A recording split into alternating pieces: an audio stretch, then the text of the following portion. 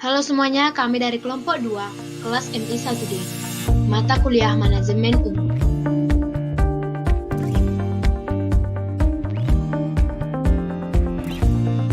Pembagian kerja. Pembagian kerja adalah analisis jabatan yang merupakan suatu aktivitas dalam menentukan apa pekerjaan yang dilakukan dan siapa yang harus melakukan tugas tersebut.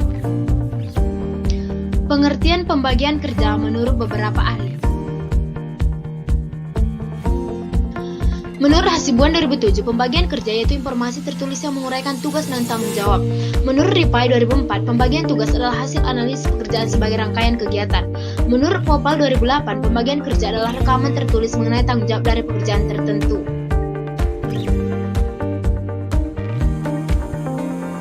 Struktur organisasi. Struktur organisasi adalah suatu susunan dan hubungan antara tiap bagian serta posisi yang ada pada suatu organisasi atau perusahaan dalam menjalankan kegiatan operasional untuk mencapai tujuan.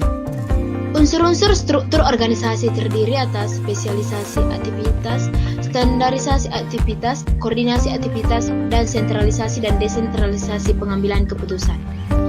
Faktor-faktor yang mempengaruhi struktur organisasi. 1. Strategi lingkungan, yaitu sebagai upaya pencapaian tujuan organisasi. 2. Skala organisasi, yaitu menurut berbagai faktor diantaranya dari jumlah penjualan, pangsa pasar, hingga jumlah tenaga kerja.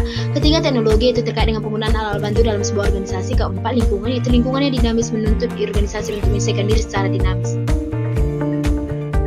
Departementalisasi. Departementalisasi adalah cara di mana organisasi dapat memutuskan pola organisasi yang akan digunakan untuk mengelompokkan kegiatan-kegiatan yang bermacam-macam untuk dilaksanakan. Departementalisasi ada dua jenis, yaitu departementalisasi fungsional, yaitu mengelompokkan fungsi-fungsi sama atau kegiatan-kegiatan sejenis. Kedua, departementalisasi divisional, yaitu perusahaan besar dengan banyak jenis produk. Kelebihan struktur fungsional adalah pendekatan ini menjaga kekuasaan dan kedudukan fungsi-fungsi utama organisasi, menciptakan efisiensi melalui spesialisasi.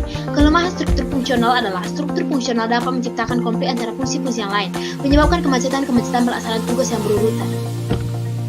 Kelebihan struktur divisional adalah meletakkan koordinasi dan wewenang yang diperlukan pada tingkat yang sesuai bagi pemberian tanggapan yang cepat. Kelemahan struktur divisional adalah menyebabkan berkembangnya persaingan disfungsional, potensial antara sumber daya perusahaan, dan konflik antara tugas-tugas dan prioritas-prioritas.